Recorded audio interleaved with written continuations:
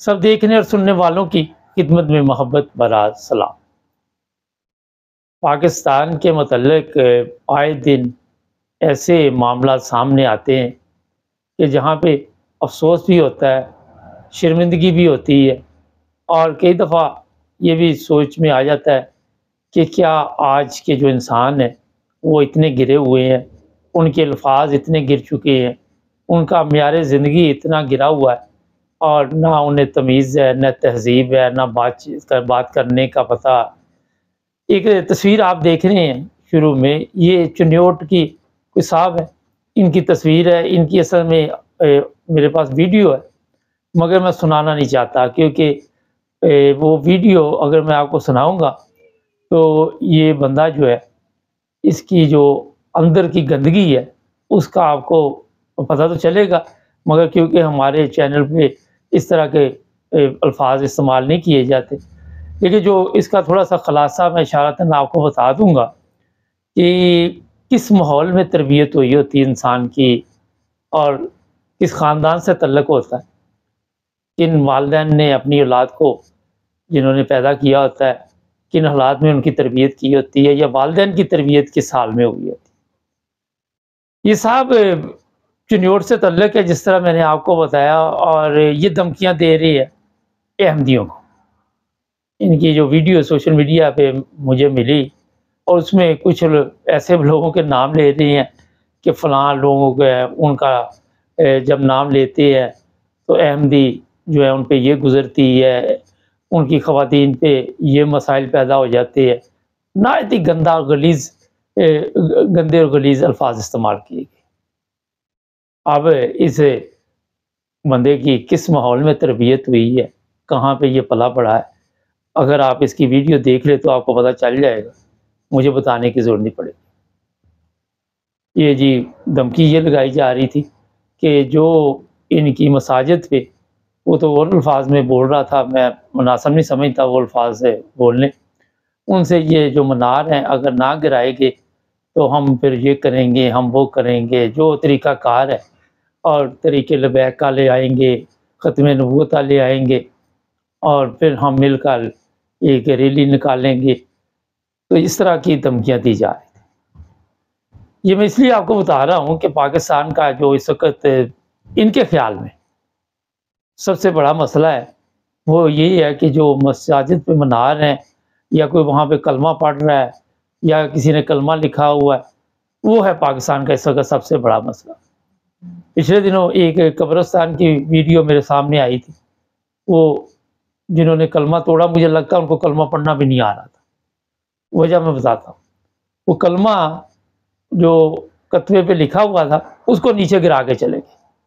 अब यही काम खुदा न ख़ास्ता किसी दूसरे से हुआ होता है, किसी ईसाई से, किसी अहमदी से या किसी से भी, हिंदू से, सिख से, तो इन्होंने कहना था ये तौहीन मज़हब है। इन्होंने फिर क्या तूफ़ान ले आना था कि ये जनाब मज़हब की तौहीन हुई है। लेकिन जो काम ये खुद करते हैं, वहाँ पे मज़हब की तौहीन नहीं होती। और फिर आपको ये पता होना चाहिए कि अक्सर जो है, उनमें जहालत है और सिर्फ़ तकरीरें करने का मकसद होता है कि सस्ती शोहरत हासिल करना और लोग जो इनकी तकरीरें सुनते हैं, अगर ये जो बात कर रहा है, वो लोग वहाँ पे मजमा सुन रहा है, तो इसकी जो भी तालीम है या जो देखने वाले इसको वहाँ पे बैठे हुए हैं, उनकी क्या हालत होगी इसका अंदाज़ा मेरा ख़्याल आप खुद लगा सकते हैं। कल एक पोस्ट मेरी नज़र से गुज़री, तो वहाँ पे लिखा हुआ था कि जी इतनी आइन की जो तरमीमें की जा रही हैं, कभी 25, कभी 26, अब 27वीं होनी है, तो क्या वजह कि आइन की समझ क्यों नहीं आ रही? और फिर वहाँ पे लिखा हुआ था कि जनाब इस आइन में जो एक ऐसी चीज़ डाली गई है जिसके बाद इस आइन का किसी को पता नहीं चलता और मुल्क आइन के मुताबिक नहीं चल रहा। ये बड़ा एक अहम सवाल था और वाक़ई आप देख लें कि जो आइन इस वक़्त तब्दील भी किया जा रहा है और बड़ी मेहनत के साथ ख़रीदो-फ़रोख्त की मंडी भी चलती है। वहाँ पे बड़ा एक अहम सवाल है कि अवाम के लिए उसमें कोई चीज़ नहीं, पब्लिक के लिए कोई चीज़ नहीं। कोई अपने आप को बचाने के लिए आइन में तब्दीली कर रहा है, कोई अपने मियाद बढ़ाने के लिए तब्दीली कर रहा है। लेकिन अवाम के लिए कोई चीज़, क्योंकि इस अवाम के लिए इसलिए चीज़ कोई नहीं कि ये अवाम इस काबिल है। इस अवाम की ये हालत बना दी गई है कि उनको समझ ना आए। हाँ जी, मैं एक और वीडियो देख रहा था सोशल मीडिया से कि जी अपने आप को इस काबिल बनाएँ जो पाकिस्तानी हैं कि उनको किसी मौलवी की ज़रूरत ना पड़े। मौलवियों ने आपको इस काबिल छोड़ा ही नहीं कि आप इस काबिल बन सकें। मौलवियों ने आपको ऐसी गेम में डाला हुआ है कि आप देख लें, आपके पास कोई की शऊर नहीं है, समझ नहीं है, अकल नहीं है, तालीम नहीं है, कोई चीज़ नहीं है आपके पास। ना इस्लामी है, ना दूसरी है, कोई चीज़ आपके पल्ले में नहीं। और मौलवियों की इसी से दुकान चलती है। अगर आपको इतनी अकल वो दे देते तो उनकी दुकानदारी कैसे चलती? बड़ा एक सादा-सा सवाल है। ये आज के दौर में जिस जगह पे पाकिस्तान को ले गए है, मेरा ख़्याल है कि उसके बाद आगे कहाँ लेके जाना है, वो भी आपको पता ही है आहिस्ता-आहिस्ता किस तरफ हम जा रहे हैं। हमारी हालत ये हो चुकी है कि दूसरों पे ज़ुल्म जब हम करते हैं तो हमें नज़र नहीं आता। हमें कोई गाली भी दे दे, जो बड़े लोग हैं, जिस तरह वो चीफ जस्टिस इधर आया हुआ था, वो काज़ी, उसको गाली दे दी तो वो जी बहुत बड़ा गुनाह हो गया। वहाँ पे जो मर्ज़ी आप ज़ुल्म करते रहे, मज़हबी तौर पे, सियासी तौर पे, लोगों के साथ जितना मर्ज़ी वहाँ पे आप ज़ुल्म एक आए दिन ऐसे-ऐसे ज़ुल्म कि आप सोच नहीं सकते। मगर वहाँ पे आप खामोश हैं क्योंकि वो अवाम है और अवाम की ये दुर्गत क्यों बनाई जाती है? क्यों ये अवाम इस काबिल है और इसमें अवाम का भी कसूर है। ये नहीं कि गवर्नमेंट का कसूर है। जब अवाम अपने वोट बेच के तो उन लोगों को दे देती है जो इस काबिल नहीं होते, तो कल को उन्होंने तो यही काम करना ना, अपने आप को बेच देना। क्योंकि आपने जो अपनी कीमत लगाई अवाम ने इतनी सस्ती लगा दी, उसके बाद ज़ाहिर है फिर आपके साथ यही होना है। इंसान अपनी जो भी वैल्यू खुद बनाते हैं आज के दौर, जितने भी ममालिक आज दुनिया में तरक्की कर रहे हैं, वो कोई मज़हब के तौर पे नहीं चले। पाकिस्तान की अगर बात आप कर लें, वहाँ पे हर जगह पे आपको दरबार नज़र आते हैं, पीर, फ़कीर, किस्मतें बदल रही हैं। तरक्की यूरोप कर रहा है। वहाँ पे कौन-सी ऐसी चीज़ है, अगर 25 करोड़ अवाम दुआ कर रही होती, इनकी दुआ सुनी जाती, तो पाकिस्तान सिर्फ़ ऐसे दे के आपने यूरोप में आना था। आप मक्के जाके वहाँ पे जो मर्ज़ी करे, दरबारों पे जाके यहाँ पे पाकिस्तान में धमाल डाले, आप वहाँ पे जो मर्ज़ी करे। ये बताइए फिर उसके बावजूद आपकी हालत ये क्यों है? क्या वजह है? क्या वजह कि यहाँ पे तो कोई ऐसी इबादत नहीं, ये लोग करते तो फिर आगे कैसे गुज़रे? हमारे लोग ही जिस तरह में ये ज़रूरी बताना होता है कि लाखों रुपए दे के इन ममालिक में आना चाहते हैं। वजह क्या? यहाँ पढ़ना चाहते हैं। आपके वो सियासतदान, आपके जो बड़े लोग हैं, वो अपने मुल्क में अपने बच्चों को नहीं पढ़ाते। उनके बच्चे यूरोप में, दूसरे आपके जर्नैल भी इसी तरह है, क्योंकि आप लोगों को जहालत में रखा गया और उससे आप बाहर नहीं निकल आ रहे। बाहर कैसे आएँगे आप? ना सियासतदान ने आपको इस काबिल छोड़ा, ना मौलवी ने छोड़ा, ना और किसी ने आपको इस काबिल छोड़ा। किसी के बड़े आदमी के मतलब आप कुछ छोटी-सी बात कर दें तो आपके ऊपर इतना जुल्म होगा जो मैसेज ये होता है कि आपकी ज़रूरत कैसी हुई, ताकि पूरे सोशल मीडिया पे खुद ही वो वीडियो चलाई जाती है ताकि आपको मैसेज चला जाए। आपको पता चल जाए कि क्या हुआ, ताकि ज़रूरत ना कोई करे। ये गुलामी का जो सिस्टम है, ये सिर्फ़ वहाँ पे नहीं, हर इदारे में ये गुलामी का सिस्टम चल रहा है। पब्लिक पर तो जो जुल्म हो रहा है, अदारों में भी यही जुल्म हो रहा है। किसी की ज़रूरत नहीं कि कोई बात कर सके।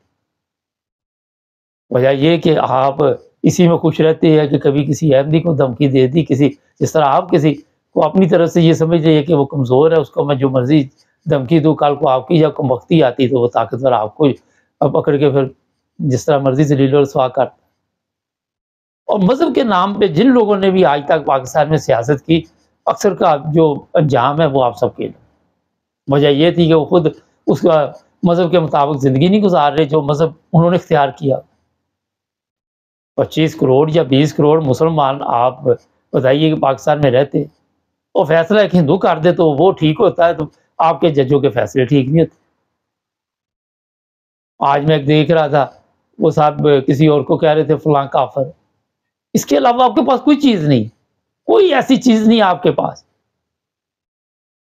एक और मैसेज मैं देख रहा था, वो जिस तरह कुरान पाक की तालीम आज बहुत ज़रूरी है और कोई जो ज़रूरी है, वो कुरान पाक की भी ज़रूरी है, लेकिन दुनिया की जो आजकल पढ़ाई है वो भी बड़ी ज़रूरी है। उसके बगैर आप कैसे चल सकते हैं दुनिया। तो जहाँ पे भी आपने अच्छा, मज़हब को ना समझने की वजह से ये सारा कुछ हो रहा है।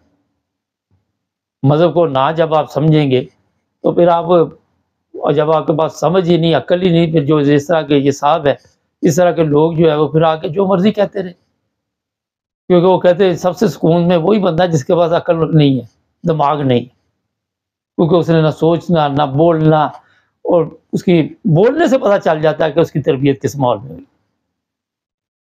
हमारे चैनल पे कई लोग आके है सख्त अल्फाज बोलते हैं, मैं बड़ा मजबूर होता हूँ कि उनको बार बार मैं कहता हूँ कि यार गाली ना निकालो, ये ना करो, वो ना करो, उसके बावजूद वो बाज नहीं आते। हमने ये आपके लिए सूरत पैदा की हुई है कि यहाँ पे आप बातचीत करें, लेकिन उसका ये मतलब नहीं कि हर चीज़ है वो उसको तरीके के साथ भी आप कह सकते हैं।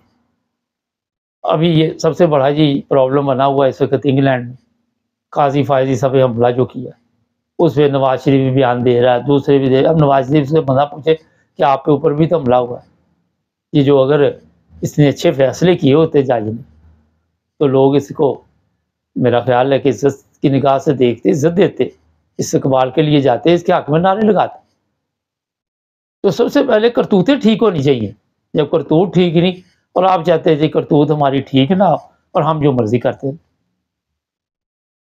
आज आप जिस जगह पे पहुंच चुके हैं ना, मैं पाकिस्तानी कौम को बता दूं, इस जगह पे मेरा ख्याल है कि सिवाय जिल्लत और रसवाई की और कोई चीज़ नहीं। आप कहीं पे भी चले जाए, एक दूसरे को हकीर समझते हैं, एक दूसरे के मज़हब को जिस तरह आप निशाना बनाते, जिस तरह एक दूसरे के फ़िरके के ऊपर आवाज़ उठाते, किसी की मसाजिद से आपको तकलीफ़ है, अपनी मस्जिद में आप सारी ज़िंदगी गए ना हो जाए, आपको नमाज का पता ना हो, और यही वो चीज़ें हैं जिसकी वजह से आज पाकिस्तान की हालत हो चुकी। नाज़रीन, यूरोप में आप देख लें ज़िंदगी का म्यार कितना ज़बरदस्त है, इनके अखलाकी हालत देखें क्या है, इनके लोगों से मिलें, बड़े लोगों से मिलें, उनसे मिलके आपको पता चलेगा कि कैसे लोग हैं। छोटे लोगों से मिलें, आपको पता चल जाएगा कि अखलाकी हालत क्या है। यहाँ भी होते हैं लोग, मगर जिस तरह हमारे साथ वहाँ कसरत से पाए जाते हैं, यहाँ उस तरह नहीं है, ये मैं आपको बता दूँ। वो होगा इक्का दुक्का ऐसे। लेकिन एक चीज़ ज़हन में रखें, यूरोप में गैर मुल्कियों के आने से पहले जो यूरोप था, वो ज़रा जो लोग पुराने रहते गौर करें तो आपको पता चल जाएगा कि यहाँ की ज़िंदगी का म्यार क्या है। फिर गैर मुल्की आके फिर इन्होंने बताया कि जनाब, फिर मैं आपको क्या कहूँ, पता चल गया होगा आपको। तो ये जो उलमा है, या ये जो इस तरह के बंदे हैं जिसकी बोर्ड पे मैंने तस्वीर भी लगाई हुई, सिर्फ इंतशार, फितना, फसाद, उसके अलावा इनके पास कोई चीज़ ना इल्म है, ना कोई ऐसी चीज़ या अक्ल है, ना शऊर है, ना इनको पता है कि किसके। अब इनकी ख़वातीन भी तो घरों में बैठी हुई हैं, कभी अहमदी तो नहीं इनकी ख़वातीन के मतलब किस तरह की बात करती।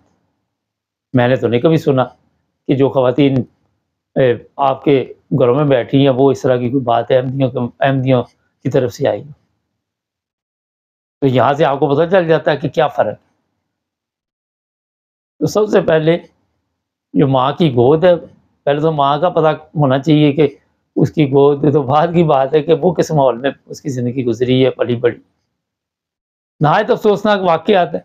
आखिर पे फिर मैं कहूँगा, ये मजहबी नफ़रत इसने मुल्क का जो बेड़ागर्क किया है, जब तक पाकिस्तानी एक कौम नहीं होंगे, आप इसी तरह दुनिया में भी रुसवा होंगे, अपने मुल्क में भी होंगे।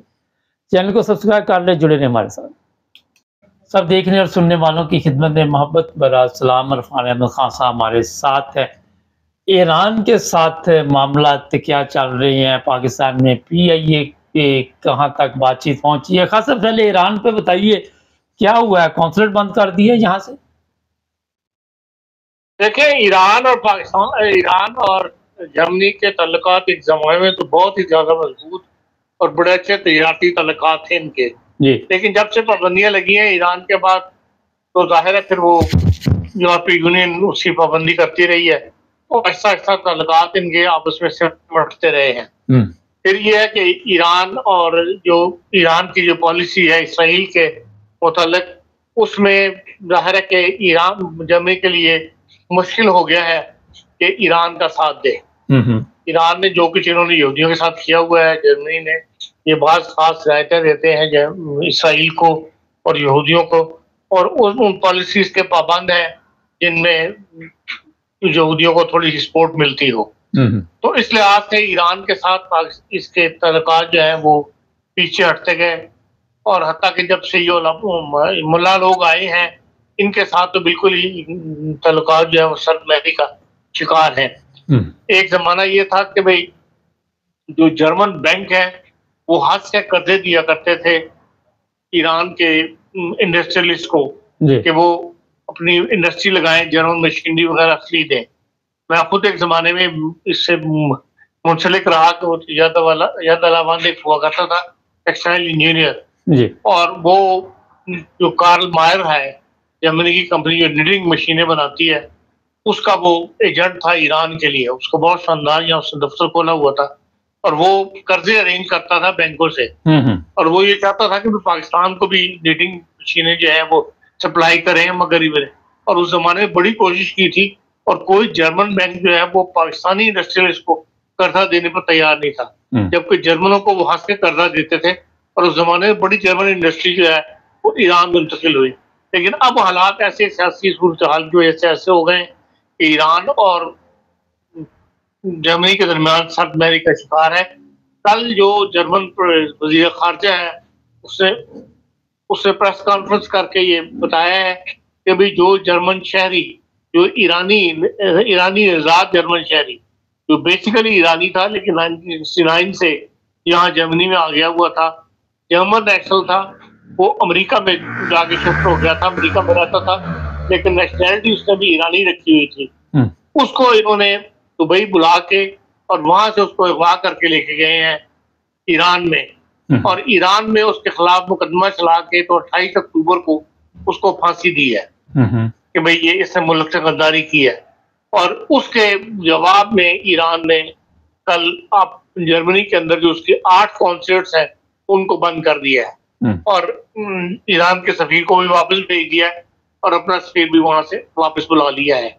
तो ये एक बड़ा इकदाम उठाया है एक अपने शहरी के लिए, जो जर्मन पासपोर्ट की जर्मन नेशनलिटी रखता था, जर्मन पासपोर्ट रखता था, चाहे वो जर्मन था या नहीं था, लेकिन बाद में उसके पास जर्मन नेशनलिटी थी, जर्मन हाउसवाइफ था, और उसके खिलाफ इन्होंने बहुत बड़ा कदम उठाया, और ऐसा ही कदम उठाना चाहिए। दुनिया के अंदर ऐसे ममालिक भी मौजूद हैं तीसरी दुनिया के अंदर जहाँ पे हुकूमतें खुद अपने शहरियों को जो है अगवा करवाती हैं, या जो अगवा हो जाते हैं उनके खिलाफ बरसों मुकदमे चलते हैं सुप्रीम कोर्ट में, हाई कोर्ट में, कमीशन बनते हैं, और उन बेचारों का कुछ पता नहीं लगता कि वो लोग कहाँ रखे हुए हैं या कहाँ गायब हैं, जिंदा भी हैं या नहीं है। लेकिन इसके बाद इसको देखें हमारी दुनिया के अंदर कि ईरान ने इतना बड़ा स्टेप उठाया है कि एक ऐसा शख्स को जो जर्मन नेशनल था, हालांकि जर्मन नहीं था वो, लेकिन जर्मन नेशनलिटी रखता था, उसके खिलाफ उन्होंने फौरी तौर पर 8 की 8 कॉन्स्टिट्यूट जो है वो बंद कर दिए हैं। और ऐसा ही होना चाहिए अपने शहरी के हकूक के लिए, अपने शहरी की आज़ादी के लिए, और अपने शहरी के हक में हुकूमत को इस तरह इक़दाम उठाने चाहिए। जी खान साहब, ये 8 कॉन्सर्ट जर्मनी में थे जो बंद हुए? हाँ जी, ये जर्मनी के अंदर ईरानी कॉन्सर्ट्स है। इन्होंने बाद कॉन्सर्ट्स भी खोले हुए हैं, और बाद इन्होंने अपने इदारे भी बनाए हुए हैं ज़बान सिखाने के, या अपने कल्चर को, ईरानी कल्चर के नाम पे इन्होंने यहाँ खोले। अभी पीछे आपको पता है पहले इन्होंने एक बंद किया था हैम्बर्ग के अंदर 2 महीने पहले, हैम्बर्ग का पुराना इस्लामिक सेंटर बंद कर दिया था क्योंकि वो इन मौलवियों से इमदाद लेता था, ये इनको पता लगा था। तो और उसके बाद ये दूसरा इक़दाम उन्होंने ईरान के खिलाफ भी बड़ा उठाया कि 8 की 8 कॉन्सर्ट जो बंद कर दिए। कल शाम भी जब ये ऐलान हुआ है, उसके बाद ईरानी जो है वो यहाँ पे रायमुंड के ऊपर फ्रैंकफर्ट में जो ईरानी कॉन्सर्ट है उसके सामने इकट्ठे हो गए थे, और उन्होंने नारे वारे लगाए हैं। कोई बड़ी तादाद नहीं थी, लेकिन बाहर जो इस बात के फैसले के हामी है, जो जर्मन गवर्नमेंट के फैसले को सपोर्ट कर रहे हैं ईरानी, वो कल रात यहाँ मैंने देखा था रायमंड स्टार से ऊपर जो कॉन्सर्ट है उसके आगे इकट्ठे होकर नारेबाजी उन्होंने की थी। तो बहरहाल इस इकदाम को वो ईरानी जो इन मुल्लाइज्म के खिलाफ है, ये मुल्ला की हुकूमत के खिलाफ है, मौजूदा रखीरों के ईरान के खिलाफ है, वो बहरहाल इस फैसले से खुश हैं और इसको अच्छा फैसला करार दे रहे हैं।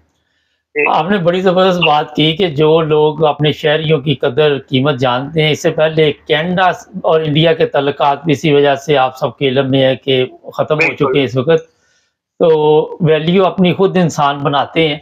खान साहब ये बताइए कि इस वक्त पाकिस्तान में बताया जा रहा है कि नई बसें चलेंगी, नई ट्रेनें चलेंगी, नई पता नहीं क्या होगा, ट्रैक्टर चलेंगे, तो ये पीआईए बेचने के बाद है ये सारा कुछ, या पीआईए बेचेंगे तो सब कुछ चलता रहेगा?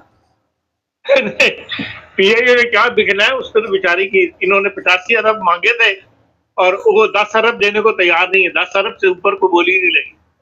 ये बहुत ही मुबारक साहब अफसोसनाक वाकया है जो कल पाकिस्तान की तारीख में हुआ है, और इससे शर्मनाक वाकया मैं समझता हूँ कि माशी तौर पर ये इन हालात को हम पहुंचे हुए हैं कि आप देख लें 2 साल मेहनत हुई है पीआईए को फरोख्त करने के ऊपर, और जो इस्माइल मुफ्तार जो है उसका जो कल इंटरव्यू था उसने बताया कि जो केयर टेकर गवर्नमेंट पीछे बनी थी उसके अंदर इन्होंने ये काम फवाद के जिम्मे लगाया था और उसमें बड़ी मेहनत की थी ये पूरा प्लान वगैरह बनाने में, और इस गवर्नमेंट ने आने के बाद वो सारे प्लान धरा रह गया।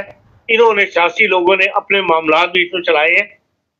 8 कंपनियां जिन्होंने इंटरेस्ट शो किया था कि हम इस नैशकारी में पीआईए की इंटरेस्टेड हैं, वो सारी की सारी पीछे हट गई हैं और सिर्फ एक कंपनी ने जो है वो इंटरेस्ट शो किया कल, और कल जो उन्होंने लिफाफा खोला है तो वो 10 अरब रुपया वो मांगते हैं, जबकि कहना ये है इनका पीआईए का अपना कि सिर्फ जो पाकिस्तान लंदन रूट है इतरों का वो 133 अरब रुपया कमा के देता है, ये 133 अरब का वो इनकम होती है, और ये जो है अलग से बोली जो है वो 10 अरब की दे रहे हैं।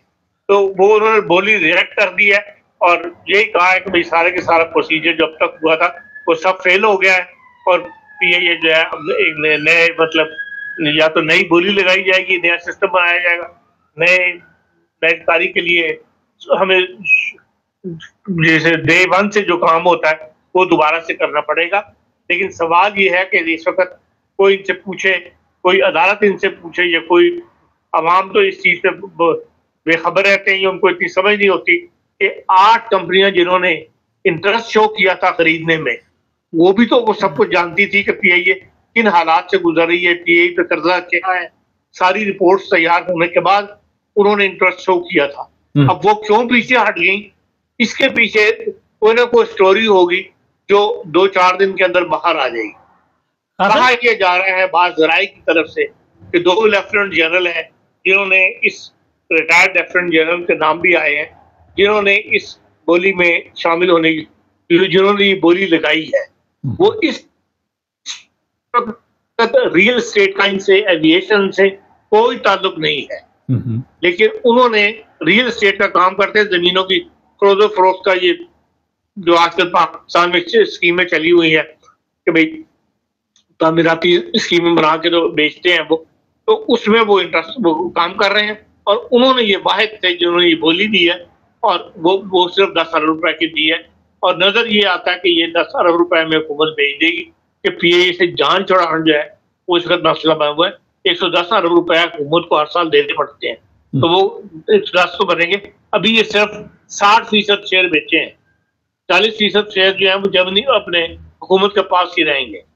लेकिन जिस तरीक पर ये बोली दी गई है, जो इसका हशर हुआ है, वो इंतहाई बायस शर्म, बायस जिसे कहना चाहिए कि भाई खतरे की एक घंटी है हमारी मैशत के ऊपर, और हमारे जो सियासी सेटअप है जो मुल्क को चला रहे हैं उनको भी इसके ऊपर सोचना चाहिए कि ये क्या हरकत उन्होंने की है कि एक ऐसी कंपनी जिसपे 8 कंपनियां इंटरेस्टेड थी बोली लेने के अंदर, उसमें से 7 भाग गई और 1 ही रह गई। ऐसा क्यों हुआ? अच्छा खान साहब और यहाँ वो भी पे वो दे रही है जो एक जहाज की कीमत से भी कम है। जो 320 एयरबस है वो भी कहते हैं 120 और 150 अरब के दरमियान होती है उसकी कीमत, और ये सिर्फ 10 अरब रुपए दे रहे हैं। हाँ साहब, ये तो गेम अंदर से ये ना चल रही हो कि बाद में किसी अपने कोई इन्होंने मरनी हो, किसी अपने ने काम डालना हो। ये सारी कहानियां चंद दिन के बाद बाहर आया करती है और नजर यही आ रहा है कि किसी न किसी अपने बंदे को इन्होंने पीआई हवाले करनी है।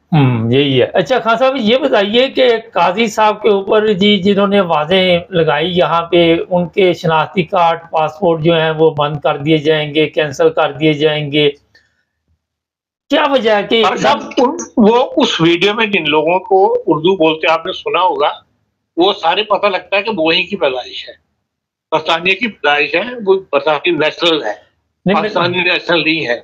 इसीलिए आज छोटी सी खबर है कि भाई इन्होंने हुकूमत पाकिस्तान ने जो है बरतानिया से रजू किया, हुकूमत बरतानिया से, कि वो उन लोगों के खिलाफ जो है वो एक्शन ले, और अगर वाकई वो बरतानिया के लोग निकले तो फिर उनके खिलाफ कोई भी एक्शन नहीं हो सकेगा। तो ये तो आजाद मुल्क है, इन्होंने वो उसको कार के ऊपर तो जरूर हमला किया, एक कार के ऊपर हाथ लगाए इन्होंने, लेकिन कोई एक्शन नहीं हो रहा। हमारी इतला के मुताबिक कोई एक्शन नहीं हो रहा, कोई गिरफ्तारी नहीं, सोशल मीडिया पे सब चीजें जो अभी तक हवा में छोड़ी जा रही। वजह ये है कि हाथ लगाया वो हमला नहीं गिना जाता। यहाँ पे इतना बड़ा इशू नहीं है, पाकिस्तान की तरह नहीं है कि आपके वहाँ पे उठा के ले जाए। अगर बेकरी वाले ने कोई बात कर दी तो एक बड़ा अहम सवाल है यहाँ पे खान साहब कि अगर हमारे जो बड़े लोग वहाँ पे फैसले करते हैं या ठीक फैसले नहीं करते तो वो किस तरह उम्मीद रखते हैं कि जो पब्लिक है फिर उनको इज्जत की निगाह से देखेगी।